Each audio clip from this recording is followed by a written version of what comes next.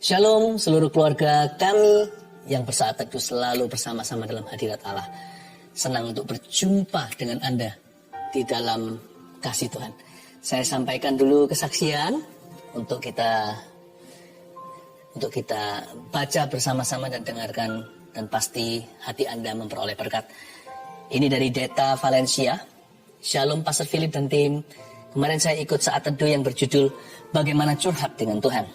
Sebenarnya niat saya mau mandi dulu sehabis olahraga, tapi saya merasa ada panggilan entah dari mana agar saya mengikuti live bersama warga saat teduh. Saat Pastor Philip mengajak kami untuk bersama-sama doa bagi yang belum menerima bahasa lidah, saya ikuti doanya dengan serius. Puji Tuhan, malam itu juga saya dicurahi Roh Kudus dengan tanda berbahasa lidah. Saya merasa Tuhan Yesus benar-benar mengasihi saya. Terima kasih Pastor Philip dan tim. Allah kita adalah Allah yang hidup. Amin, Deta. Dari Lovely Angeline. Shalom Pastor dan tim. Saya ingin sharing tentang kebaikan Tuhan dalam hidup saya. Udah berapa bulan semenjak munculnya COVID, saya dirumahkan dan perusahaan tempat saya bekerja. Dan saya bersama keluarga selalu berdoa agar dapat segera kembali bekerja. Oh, berarti dirumahkan ya. Beberapa minggu yang lalu setelah saat teduh, Pastor Philip doa untuk semua job seekers agar segera mendapatkan pekerjaan dan kembali bekerja. Puji Tuhan, hari Kamis kemarin, saya dapat panggilan untuk mengikuti on-job training di salah satu perusahaan startup di Malang. Saya dan keluarga sangat terima kasih dengan Tuhan. Dan juga terima kasih untuk dukungan doa dari pastor dan tim. God bless you. Praise the Lord ya, untuk yang dapat pekerjaan, yang belum dapat kerjaan, percayalah. Pasti memperolehnya kalau kita berdoa, meminta Tuhan memberikan, karena Tuhan itu murah hatinya. Alex, terima kasih untuk saat teduh bersama yang selalu dilakukan 2 kali seminggu. Saya sangat tertolong. Sudah dari berapa bulan yang lalu saya sadari bahwa saya mengalami depresi lagi. Saya pernah alami hal tersebut sebelumnya, tapi puji Tuhan, Tuhan selamatkan. Dan saat itu pertama kali saya kenal Tuhan sesungguhnya, tapi setelah itu banyak kejadian buruk yang membuat saya jatuh depresi lagi. Tapi waktu saat teduh barusan, ketika Pastor Philip mendoakan dan menyebut orang-orang yang mengalami depresi, saya tiba-tiba menangis.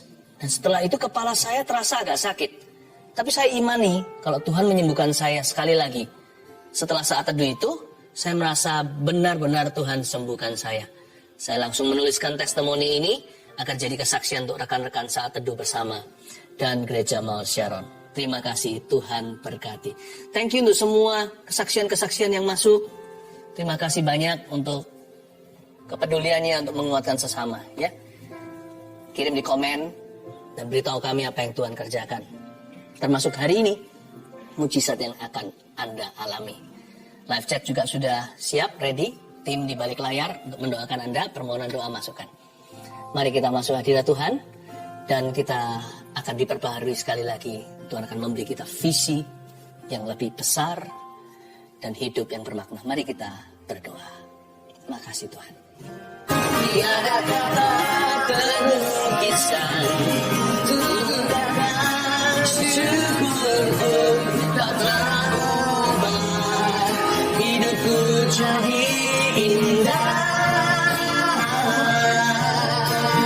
Kini ku hidup hanya untuk menyenangkanmu.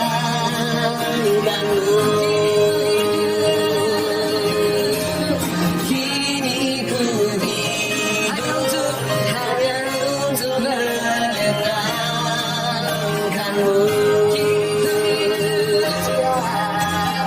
Kini ku hidup hanya untuk menyenangkanmu.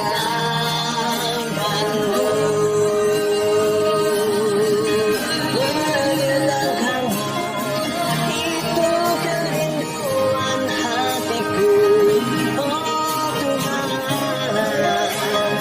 Ramaya Sanaya Sano, Ya Ramaya Sanaya Sane.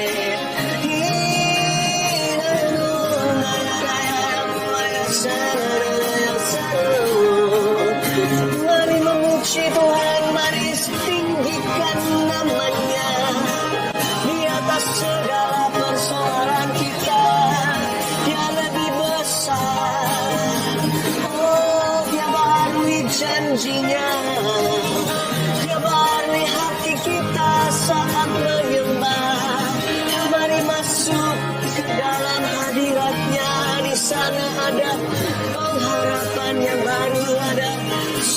sukacita dan damai sejati. Oh haleluya. Ya nama Yesus, ya nama Yesus, ya nama Yesus, ya nama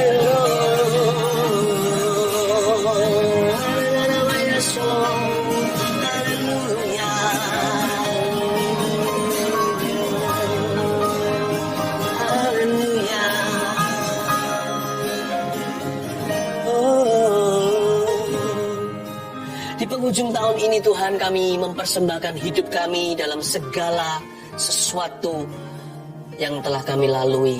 Baik itu kebanggaan maupun penyesalan, kami serahkan tak tersisa. Semua kami bawa ke hadirat-Mu, ya Bapa. Pakai kami lagi, tuntun kami ke depan. Pengharapan kami baru. Beri kami kekuatan, kemampuan untuk bisa mengatasi semua kegagalan kami di masa lalu. Terima kasih Tuhan, berkati umat-Mu, umat kesayangan-Mu, urapi dengan urapan Roh Kudus-Mu. Sembunyikan hamba di balik salib Kristus. Sampaikan sabda Tuhan. Dalam nama Yesus. Amin. Puji Tuhan. Haleluya. Tuhan sungguh-sungguh baik dan setia ya. Terus memberi kita makan. Selalu ada pewahyuan yang baru. Itu bukan dari saya. Itu dari Roh Kudus. Saya hanyalah saluran yang tidak sempurna. Karena itu saya kasih satu message dari Tuhan yang berjudul bagaimana memperbaiki kesalahan masa lalu. Betul. Catat itu. Bagaimana memperbaiki kesalahan masa lalu. Buka bersama dengan saya di 1 Raja-Raja pasal 12 ayat 1 sampai 11. Ini cerita tentang pecahnya kerajaan Israel menjadi dua di zaman cucu Daud, yaitu anak Salomo bernama Rehabeam. Dan kita lihat dan pelajari bagaimana Rehabeam diperhadapkan dengan sebuah situasi sebenarnya dari masa lalu, sudah dari zamannya Salomo ayahnya. Nah, gimana dia menghadapi itu, menentukan kerajaan itu utuh atau pecah menjadi dua. Masa depan belum terlambat, masih terpapar di depan kita. Keputusan kita hari ini akan menentukan sekali. Jangan sampai kita masih terus hidup di masa lalu kita. Karena masa lalu tidak bisa mendikte kita. Apa yang sudah terjadi, ya sudah terjadi. Nasi sudah jadi bubur katanya. Tapi jangan lupa, bubur pun bisa diberkati. Asal hati kita bersih, hati kita benar di hadapan Tuhan hari ini. Minta tuntunan Tuhan, mumpung belum terlambat. Kenapa? Ini tahun mau berlalu. Tapi kan di depan kita ada tahun yang baru. Itu brand new. Jadi kita masih bisa buat keputusan yang benar dan atau salah. Baik atau buruk. Masih belum terjadi. Jadi destiny atau nasib kita ada dalam keputusan kita hari ini. Karena itu jangan memutuskan sendiri, libatkan Kristus di dalamnya. Apalagi ini resolusi di akhir tahun. Mari kita buat janji baru. Atau kita bikin perjanjian dengan Tuhan. Mari kita belajar dari firman ini. Firman ini akan mengajari kita hal-hal praktis dari Roh Kudus. Ayat pertama. Kemudian Rehabeam pergi ke Sikem. Sebab seluruh Israel telah datang ke Sikem untuk menobatkan dia menjadi raja. Ayat pertama positif sekali. Si Rehabeam mau dinobatkan menjadi raja. Inilah posisi advantage atau kelebihan kita anak-anak Tuhan. Kita semua itu sudah by status anak-anak raja. Seperti lagu sekolah minggu, aku anak raja, engkau anak raja, kita semua anak raja. Kita semua itu ahli waris Kristus loh. Kita semua itu ahli waris kerajaan Allah.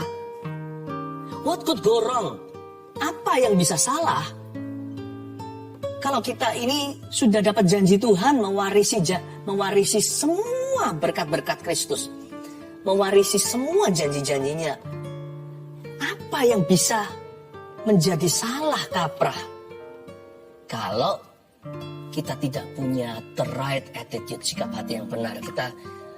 Apalagi di dalam cerita ini adalah cucunya Daud, anaknya Salomo. Rehabeam harusnya sudah mencuri start dari generasi-generasi sebelumnya. Kok bisa pecah kerajaan itu? Kita harus ambil pelajaran dari kehidupan orang muda ini bernama Rehabeam. nggak muda-muda banget sih, dia sudah umurnya 40-an. Tapi kita bisa pelajari bahwa sekalipun hari ini masa depan kita cerah, kita bisa merusaknya kalau kita jauh dari Tuhan. Ayat 2. Segera sesudah hal itu kedengaran kepada Yerobeam bin Nebat. Pada waktu itu dia masih ada di Mesir. Sebab ia melarikan diri ke sana dari hadapan Raja Salomo. Maka kembalilah ia dari Mesir. Muncul satu karakter baru. Selain Rehabeam, ada yang bernama Yerobeam. Mereka berdua bukan saudara, karena Yerobeam bukan dari rumah Daud. Yerobeam ini sudah ada sejak zaman papanya Rehabeam, yaitu Salomo. Pokoknya terjadi sesuatu perselisihan, pertikaian. Itu juga ada hubungannya dengan Salomo yang jatuh ke dalam dosa secara sengaja. Penyembahan berhala, lalu istrinya banyak. Gara-gara itu, maka Yerobeam menjadi musuh. Dan terjadilah cikal bakal kerajaan itu pecah. Nah, kalau Anda perhatikan di ayat 2 di kalimat terakhir, maka kembalilah Yerobeam dari Mesir. Itu memperingatkan kita hari ini kalau segala isu dari masa lalu kita yang tidak pernah kita selesaikan di hadapan Tuhan, dia akan kembali menghantuimu dan mencoba mengagalkan masa depanmu.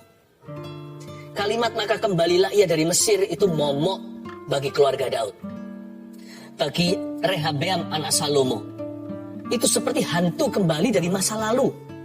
Itulah sebabnya jangan simpan yang namanya bangkai yang terjadi di belakang kita. Selesaikan di hadapan Tuhan. Jangan simpan dosa atau hal-hal tertentu yang Anda sembunyikan. Di penghujung tahun seperti ini, mari kita bawa terang-terangan ke hadapan Tuhan. Segala sesuatu harus dibawa ke dalam terang. Maka kembalilah Yerobeam dari Mesir untuk menghantui Rehabeam anak Salomo itu. Selesaikan segala sesuatu di belakangmu yang belum pernah Anda selesaikan. Termasuk segala kesalahan kita di belakang. Harus kita itu menemukan closure atau penutupan. Makanya saya beri judul hari ini bagaimana memperbaiki kesalahan masa lalu. Karena dalam Kristus kita bisa memperbaikinya. Cuman caranya harus cara Tuhan, bukan cara manusia. Manusia kan sukanya begini, kalau ada problema disapu di bawah kolong ranjang. Pura-pura nggak ada. Manusia itu pandai dan bakat untuk menyangkali. Kita itu pintar hidup dalam denial, hidup di dalam penyangkalan. No. Confess your sin to God. Make known your failures. Akui dosamu di hadapan Tuhan. Beritahukan segala kegagalan. Jangan sembunyikan. Sebab Tuhan sayang kepada orang yang terus terang. Ayat 3. Orang menyuruh memanggil dia. Lalu datanglah Yerobeam dengan segenap jemaah Israel dan berkata kepada Rehabeam. Ayat 3 ini ada pesuruh daripada Rehabeam sang raja memanggil Yerobeam untuk datang. Dan Yerobeam datang dengan segenap jemaah Israel. Dan berkata kepada Rehabeam. Ayat 3. Belajar untuk mendengarkan. Kalau kita mau berhasil jadi orang, belajar dengar-dengaran dengan Tuhan, dan belajar dengar-dengaran dengan sesama juga. Karena Tuhan juga bisa pakai orang di kiri kanan kita untuk memberitahu sesuatu, atau mengoreksi kita, atau memperingati dan memperingatkan. Coba ya, kalau kita evaluasi, kalau kita introspeksi diri, banyak sekali dari kegagalan dan kesalahan kita di masa lalu itu karena apa? Karena kita gagal untuk mendengar. Karena kita tidak mau mendengarkan pertama-tama Tuhan yang sudah selalu memperingatkan kita lewat firman. Atau kita nggak mau mendengarkan peringatan orang-orang yang peduli dengan hidup kita. Nah, sebentar lagi saya tunjukkan bahwa Rehabeam ternyata tuli rohani. Punya kuping, punya telinga, tapi nggak terbuka untuk suara rakyatnya. Padahal Yerobeam tidak bermaksud untuk huru hara. Awal mula dia datang itu untuk menyampaikan aspirasi. Tapi Rehabeam terlalu angkuh. Semua problema itu karena kekerasan hati. Percaya nggak? Nggak semua sih, tapi hampir semua. Mayoritas daripada blunder hidup kita itu karena kita terlalu angkuh dan tidak mau dengar-dengaran dengan Tuhan dan juga tidak mau terima masukan. Jadi sebelum saya bicara lebih lanjut tentang bagaimana memperbaiki kesalahan masa lalu, perbaiki dulu sikap hati supaya Tuhan bisa memperbaikinya bersama dengan Anda. Ayat 4. Ini kata-kata daripada Yerobeam beserta rakyat. Ayahmu telah memberatkan tanggungan kami. Maka sekarang ringankanlah pekerjaan yang sukar yang dibebankan ayahmu dan tanggungan yang berat yang dipikulkannya kepada kami, supaya kami menjadi hamba-Mu. Jadi waktu itu Yerobeam beserta seluruh bangsa Israel, mereka bermaksud baik sih. Mereka hanya memberitahu kalau kami ingin untuk mengabdi kepadamu Tuhan, ya Baginda. Tapi gini ya, dengarkan keluh kesah kami. Di zaman ayahmu terlalu berat, terlalu nggak masuk akal. Oke sih menurut saya sih. Rehabeam tidak usah tersinggung atau marah. Ayat 5. Tetapi ia menjawab mereka. Ini jawaban Rehabeam. So far so good di ayat 5 ini. Pergilah sampai lusa. Kemudian kembalilah kepadaku. Lalu pergilah rakyat itu. Ayat 5 masih baik. Dia menyuruh mereka untuk kembali sampai lusa. Jadi oke lah untuk beli waktu supaya kita bisa berdoa dulu. Jangan tergesa-gesa atau terpaksa harus memutuskan hari ini atau sekarang juga. Jikalau masih memungkinkan, kita mempertimbangkan. Apalagi di area abu-abu kita harus hati-hati sebelum tahun yang baru. Atau kalau ini nanti disaksikan lama setelah live-nya, selalu hati-hati untuk mengambil segala keputusan kalau itu melibatkan banyak orang. Apalagi keputusan-keputusan yang masih sifatnya perlu ditimbang dulu, perlu diuji. Alangkah baiknya kita beli waktu untuk cari nasihat dulu dari orang-orang yang bisa menasihati kita. Jadi sebenarnya sampai sejauh ini Rehabeam masih bijaksana. Masih ada tanda-tanda dia anak Salomo. Ada otaknya papanya. Waktu papanya masih sungguh-sungguh. Waktu papanya masih dekat dengan Tuhan. Papanya selalu menimbang segalanya dengan hati yang berhikmat. Dan kelihatan masih ada tanda-tanda cucu Daud. Hatinya masih oke. Dia berkata tunggu ya sampai lusa. Dia nggak marah. Orangnya itu gampang diajak bicara. Aku mau doa dulu mungkin begitu. Atau aku mau cari nasihat dulu. Tapi sayangnya dia salah cari penasihat. Nah ini dia. Rehabeam akhirnya terjebak di ayat 6. Sesudah itu Rehabeam meminta nasihat dari para tua-tua yang selama hidup Salomo mendampingi Salomo ayahnya. Katanya, apakah nasihatmu untuk menjawab rakyat itu? Di ayat 6 ini belum salah cari penasihat. Dia mencoba. Baik sih, dia tanya beberapa orang atau cari second atau third opinion. Cari opini 1, opini 2, opini 3. Pertama-tama yang dia cari adalah dari para tua-tua yang selama hidup Salomo mendampingi Salomo ayahnya. Orang-orang yang teruji. Ini bukan bicara tentang orang tua ya. Karena bijaksana itu tidak selalu berhubungan dengan usia. Ada orang yang usianya sudah tua tapi kepahitan melulu dan mengeluh. Tapi ada orang yang lebih muda namun bijaksana. Nggak tentu ya. Salomo dulu bijaksananya waktu dia masih muda. Daud juga. Saul udah tua tapi gitu nggak keruan kelakuannya. Hatinya loh nggak pernah benar sama Tuhan. Pikirannya bengkok selalu. Jadi saya bicara begini bukan berarti kalau kita cari penasihat harus status quo orang-orang tertentu menurut hemat atau menurut hikmat manusia. Bukan. Ujilah setiap orang.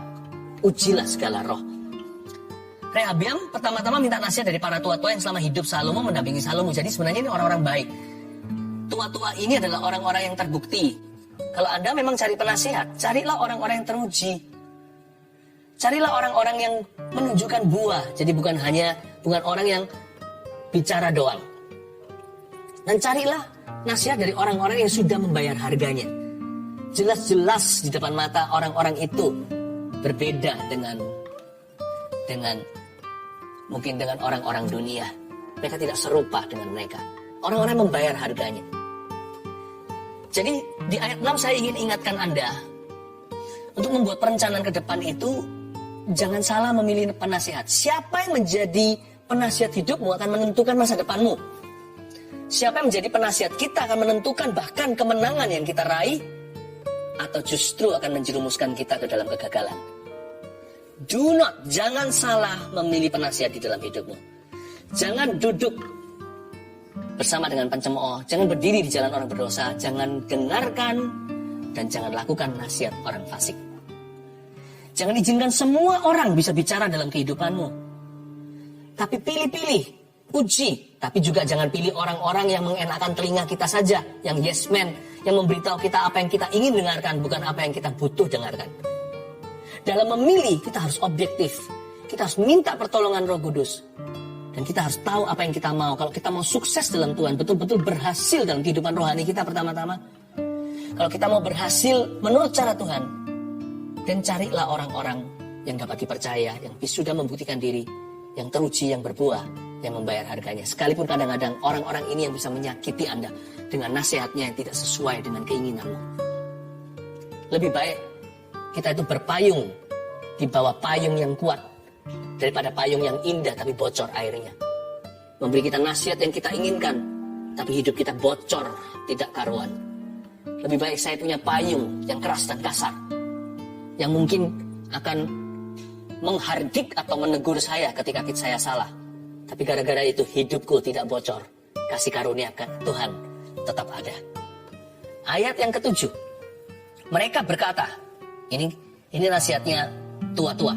Jika hari ini engkau mau menjadi hamba rakyat, mau mengabdi kepada mereka, dan menjawab mereka dengan kata-kata yang baik, maka mereka menjadi hamba-hambamu sepanjang waktu.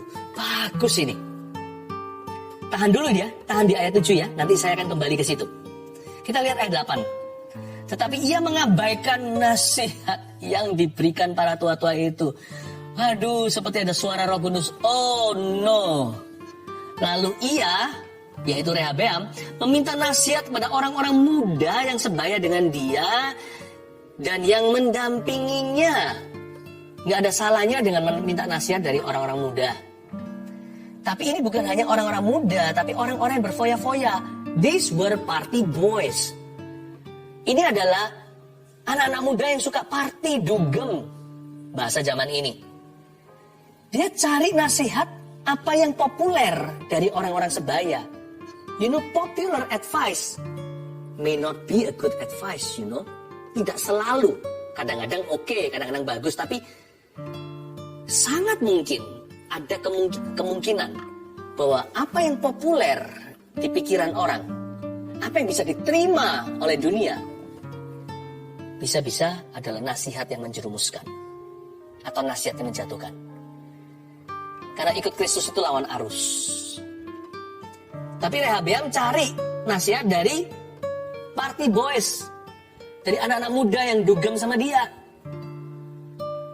Dia cari apa yang mengenakkan telinga, cari yang namanya jawaban yang populer bagi dunia dari peers atau orang-orang sebaya. Bukannya dia mencoba mengerti jalan Tuhan, dia minta dimengerti dulu posisinya. Wah, dikipas-kipas itu ambisinya oleh anak-anak muda ini. Karena mereka nggak peduli, lu mau jatuh tuh urusan lu. Itu nasihat murahan. Jangan cari nasihat dari orang yang hanya jual kata atau kalimat. Carilah nasihat dari orang-orang yang mendoakan Anda dulu. Orang-orang yang sungguh-sungguh terbeban untuk hidupmu. Semoga itu adalah orang tua. Saya berdoa semua orang tua menjadi orang tua yang takut akan Tuhan, yang bisa menuntun anak-anaknya dalam jalan-jalan Tuhan. Gembala Anda, saudara seiman, suami Anda atau istri Anda. Saya berdoa agar suami dan istri tidak menjadi seperti Ananias dan Safira yang gak bisa saling menasihati, tapi sama-sama berdosa dan dikutuk oleh Allah. Anak juga bisa menasihati orang tuanya loh, karena Tuhan juga bicara lewat anak kecil. Berdoalah untuk orang-orang yang berdoa untuk Anda. Saya paling percaya dan mendengarkan kata-kata orang-orang yang mendoakan saya, yang bisa mengikuti musim hidup saya, bukan hanya sekedar memberitahu kepada saya apa yang saya mau dengarkan, tapi orang-orang yang sungguh-sungguh membawa saya di dalam doa-doa pribadinya. Karena orang-orang itu pasti nggak mau aku jatuh. Orang-orang itu pasti mau aku bertumbuh. Orang-orang itu pasti mau saya berhasil. Karena orang-orang itu punya rasa tanggung jawab untuk hidup saya. Mintalah orang begini. Ini aset tak terhingga dalam kehidupanmu. Tapi ayat 8 sayang ya, Rehabeam. tidak mau mendengarkan, malah minta nasihat dari orang-orang yang enggak ini. Ayat 9, katanya kepada mereka, apakah nasihatmu supaya kita dapat menjawab rakyat yang mengatakan kepadaku, ringankanlah tanggungan yang dipikulkan kepada kami oleh ayahmu. Lalu orang-orang muda yang sebaya dengan dia itu berkata, are you ready?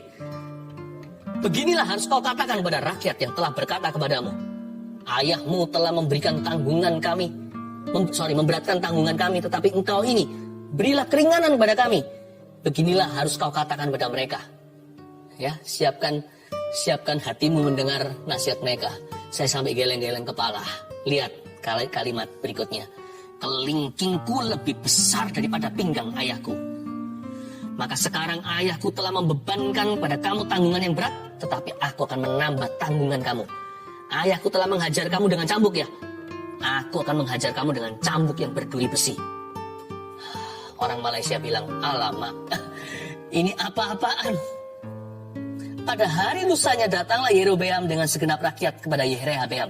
Bukan untuk memberontak, tapi untuk mendapat reply sang baginda.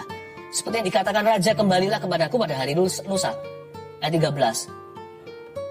Maka raja menjawab rakyat itu dengan keras.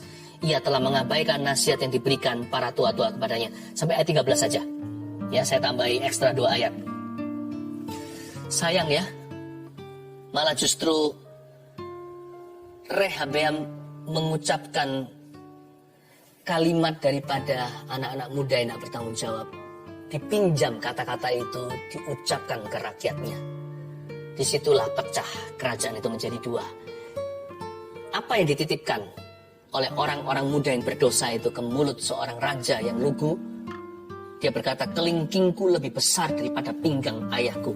Saya buktikan, saya curiga bahwa orang-orang muda ini dalam mengambil keputusan, termasuk Rehabeam, mungkinkah mereka sedang di bawah pengaruh substance tertentu? Hari ini seperti alkohol, narkoba. Karena itu jangan pernah kaburkan keputusan Anda. Dalam pengambilan keputusan itu stay away from these things. Hati-hati, jangan mabuk-mabukan. Hindari nikotin. Jangan dipengaruhi dengan pornografi. Sebab pornografi bisa membuat otak kita itu jadi kerdil. Betul-betul jadi bodoh. Betul-betul jadi tumpul. Bagaimana kita bisa membuat keputusan yang brilian kalau kita dibawa pengaruh berlebihan daripada substance ini? Saya yakin anak-anak muda ini mungkin sedang high sesuatu. Nah gitu, gak mungkin mereka emosinya menggebu-gebu. Kelingkingku lebih besar daripada pinggang ayahku. Saya bisa bayangkan mereka sambil ketawa-ketawa, sambil terbahak-bahak ngomong ini. Keesokan hari baginda harus pergi ke courtroom, lalu memberikan verdict atau keputusannya. Disayangkan sekali, pergaulan yang buruk merusak kebiasaan yang baik. Karena itu carilah penasihat. Anda bisa cari nasihat orang muda. Apalagi kalau Anda adalah orang muda, it's okay. Banyak anak muda yang takut akan Tuhan kok. Saya lihat itu di dalam gereja yang saya gembalakan sendiri, ribuan anak-anak muda yang begitu. Yang takut akan Tuhan. Yang penting siapa yang mimpin hidup mereka. Yang penting mereka bayar harga. Nah inilah nasihat yang diabaikan. Kita lihat ayat 7 kembali. Mereka berkata, jika hari ini engkau mau menjadi hamba rakyat. Garis bawahi, mau menjadi hamba nomor 1. Dan ini cara begini ini bisa memperbaiki kesalahan masa lalu, kesalahan masa lalu papanya lagi, Salomo. Andai kata dia dengarkan penasihat-penasihat ini, kesalahan pun bisa ditebus loh. Kalau kamu mau menjadi hamba rakyat, nomor 1 mau menjadi hamba. 2, mau mengabdi kepada mereka, garis bawahi mau mengabdi. Nomor 2. Yang ketiga, dan menjawab mereka dengan kata-kata yang baik. 3, menjawab mereka dengan kata-kata yang baik. Bagaimana memperbaiki kesalahan masa lalu? 3 poin sederhana, catatlah. 1, dengan sikap hati yang benar. Mau menjadi hamba. Kalau kamu mau jadi hamba rakyat, mereka akan mengabdi kepadamu. Kalau kamu mau jadi hamba. Inilah yang kupunya, hati sebagai hamba. Ini bicara tentang sikap hati yang benar. Baginda yang masih muda, para penatua itu berkata, kalau baginda mau menghambakan diri, mengambil sikap hati merendah, Tahukah pepatah yang berbunyi begini dalam bahasa Inggris, your attitude determines your altitude.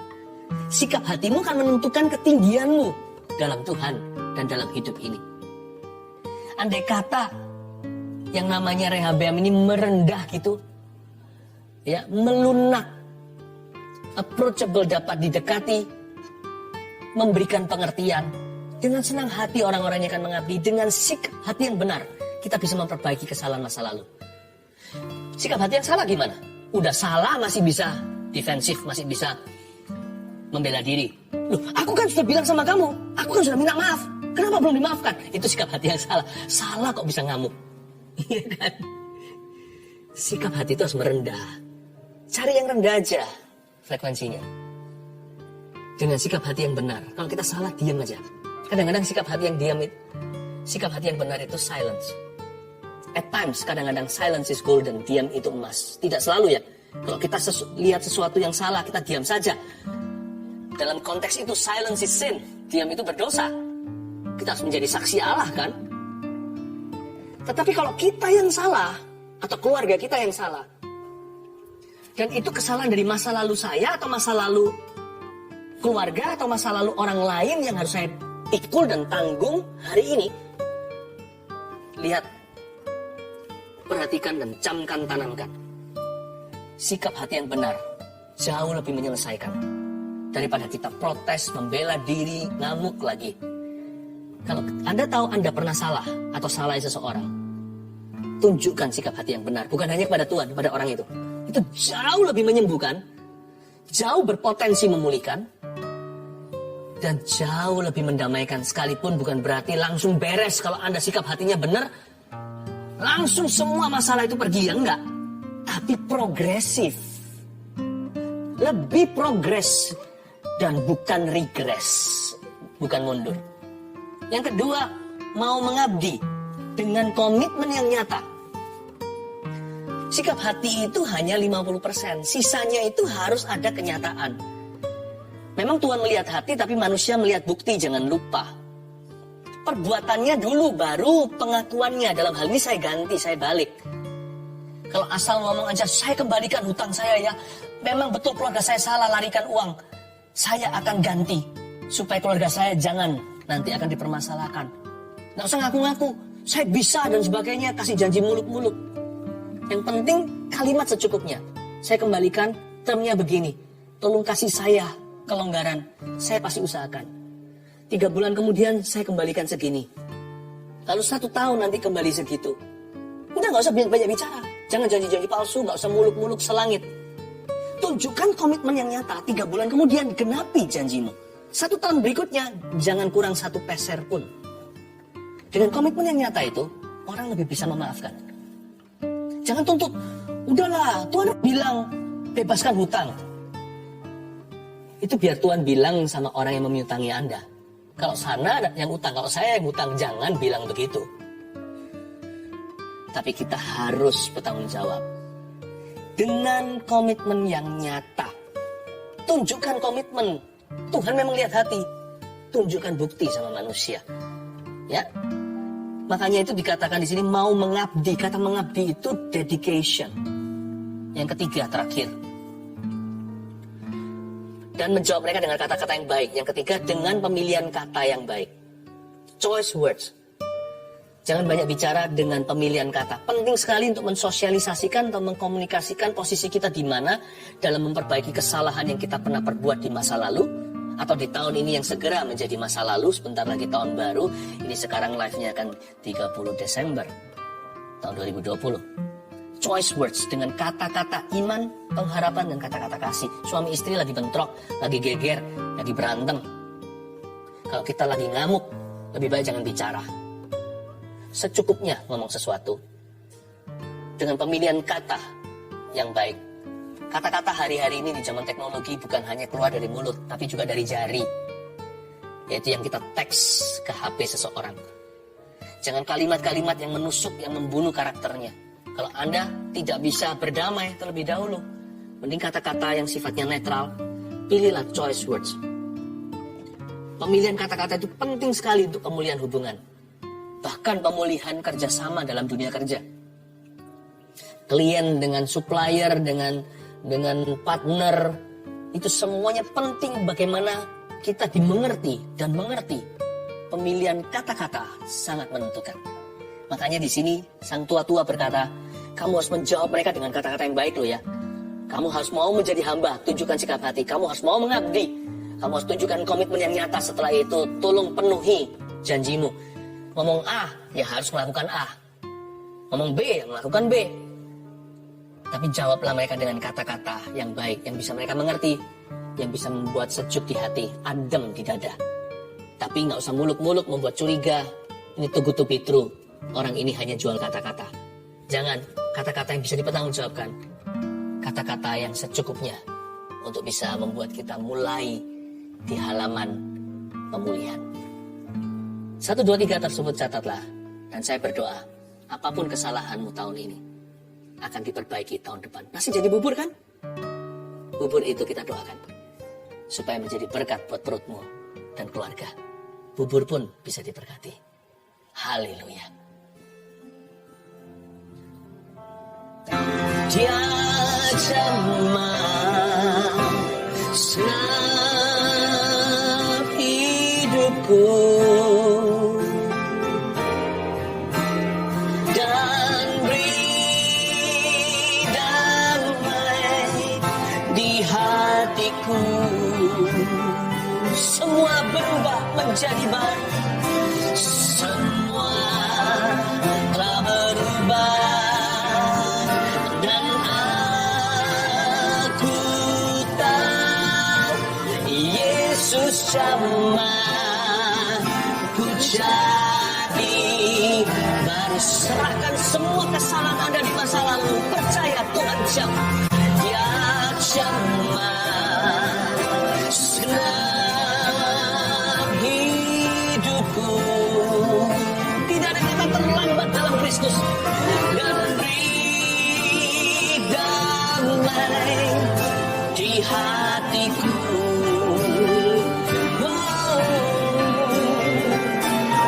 Semua telah berubah dan aku tahu Yesus jamah ku jadi baru. Angkat tangan tinggi-tinggi, apalagi yang merasa guilty. Dia jamah senang hidupku. Biar dia mengangkat bebanmu dan mengampuni dosamu. Dan beri damai di hatiku. In your heart too. Semua telah berubah dan aku tahu Yesus jamah ku jadi baru. Rohku sedang melawan banyak orang dalam pergumulannya. Buka hatimu. Dia jamah senang hidupku dan beri damai di hatiku. In my heart semua telah berubah dan aku tahu Yesus jamah ku jadi baru. Sementara permohonan doa terus mengalir masuk lewat live chat, saya terbeban untuk berdoa bagi Anda yang pernah selingkuh. Kalau itu terjadi di masa lalu, please don't do it again. Ini yang Roh Kudus hendak katakan. Kesetiaan itu bukan hanya setia kepada istrimu atau setia kepada suamimu. Ini bisa bicara kepada wanita juga. Kesetiaan itu lebih dari itu. Kesetiaan itu berarti mengasihi, memberi rasa aman, dapat dipercaya sekalipun gak dilihatin. Kesetiaan dalam pernikahan itu berarti integritas yang tinggi. Sampai anak-anak pun bisa meneladani. Jesus forgives you. Praktekkan 3 poin yang saya sampaikan tadi. Kalau itu betul-betul mengena pada situasi Anda tentunya. Praktekkan firman yang Anda dengarkan hari ini. Tidak akan otomatis pernikahan Anda utuh, tapi pelan-pelan akan pulih. Sikap hati yang benar dulu. Komitmen yang nyata. Don't do it again. Tuhan berkata, pergilah pada wanita penzina itu. Dan jangan berbuat dosa lagi. Go and sin no more. Dan pilihlah kata-kata yang baik. Pilihlah kata-kata yang membangun mulai hari ini. Saya yakin Tuhan pasti akan speed up the process for you. Tapi bagi Anda yang dilukai oleh pasangannya, Anda yang dikecewakan oleh suami atau istri Anda, ampuni ya. Ampuni. Seperti Tuhan mengampunimu. Tuhan, hamba berdoa, ulurkan tangan semuanya. Untuk semua permohonan doa yang sudah masuk di dalam nama Yesus. Roh Kudus jamah. Manusia tidak bebas dari salah. Tidak ada dosa kecil, dosa besar. Tapi hari ini kami dapat perlengkapan rohani yang kami butuhkan. Memperbaiki kesalahan masa lalu ternyata bisa dalam Tuhan. Berikan kepada kami semuanya sikap hati yang benar. Seperti Daud berdoa, create in me a clean heart. Ciptakan dalam diriku hati yang bersih itu. Sikap hati yang benar di hadapan Tuhan, yang berkenan. Hamba berdoa di dalam nama Yesus Tuhan, berkati komitmen-komitmen kami. Mulai hari ini komitmen-komitmen yang dilandasi firman. Komitmen-komitmen yang benar. Hamba berdoa Engkau turut membantu dan turut membangun bersama dengan umatmu kehidupan mereka masing-masing. Di dalam nama Yesus, I speak your God's blessing over all of you here. Setiap orang yang saat ini berdoa mengulurkan tangan, di dalam nama Yesus, aku memberkatimu. Di dalam nama Tuhan. Terima kasih Tuhan Yesus. Hamba berdoa yang sakit kau sembuhkan Tuhan. Dan segala urusan tahun ini yang belum selesai, untuk ke depan berjalan, hamba percaya akan ada closure. Akan ada tahun Yobel itu, akan ada saatnya Tuhan membebaskan dari persoalan yang digumulkan. Dalam nama Yesus. Letakkan tanganmu. Ada seorang kontraktor yang Tuhan katakan Anda akan mengakuisisi proyek-proyek gagal orang lain. Dan tahun atau waktu, bulan-bulan ke depan, hari-hari di depanmu ini, Tuhan akan menyerahkan kaki Dian. Sekali lagi, proyek-proyek orang lain yang gagal, Anda akan akuisisi dan take over project-project itu. Dan Tuhan akan memberimu keberhasilan yang gilang gemilang untuk kemuliaan Tuhan. Sehingga orang lain tahu semua itu adalah Tuhan yang bekerja di dalam hidup Anda. Ada seorang yang sudah divonis gagal ginjal. Anda sebentar lagi cuci darah. Tapi ketika Anda cek lagi setelah hari ini, Anda hanya akan dikasih obat-obatan. Ternyata sesuatu terjadi. Seolah-olah Anda sembuh sendiri. Padahal sebenarnya Anda dijamah oleh kuasa Tuhan. Today, Jesus touched you. I speak healing, aku ucapkan kesembuhan atas ginjal itu. Ginjal itu akan berfungsi di dalam nama Yesus Kristus sejak hambamu mengatakannya Tuhan. Kupindahkan penyakit itu. Atau lebih tepatnya, kucampakkan ke dalam lautan. Bersama dengan iman umatmu yang berdoa saat ini dan sang penderita yang disembuhkan ini. Iman kami bergabung sebesar biji sesawi. Kuperintahkan pada sakit ginjal. Permasalahan disease atau penyakit ini untuk tercapak ke dalam lautan. Di dalam nama Yesus Kristus. Terima kasih Roh Kudus. Haleluya. Mari letakkan tangan kita di dada kita. Dia jamah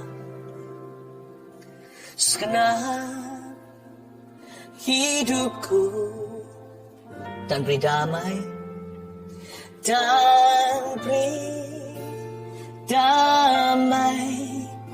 di hatiku.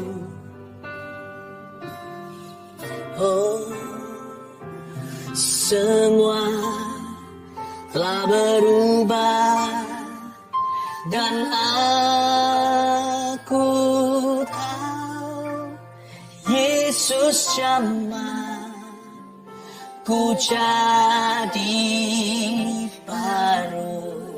Dia jamah, Yesus jamah ku jadi baru. Semua telah berubah dan aku tahu semua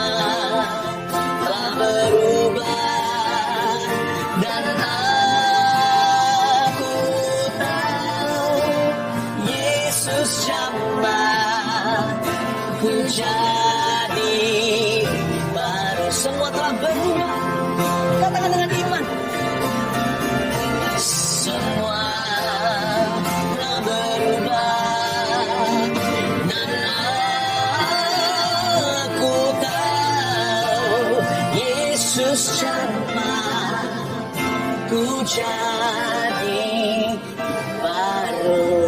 Terimalah pastoral blessing, berkat pengembalaan ini di akhir tahun ini. Oh, what a joy. What joy. Ulurkan, angkat tanganmu bersama-sama. Terimalah berkat dari Allah Bapamu yang tidak pernah mengungkit-ungkit kesalahan kita. Berkat dari Yesus yang adalah jalan untuk memperbaiki kesalahan, memberimu masa depan yang baru. Dan dari Roh Kudus yang akan memateraikan semua yang Bapa berikan, yang Yesus telah beli di Kalvari. Terimalah berkat ini dalam nama Yesus.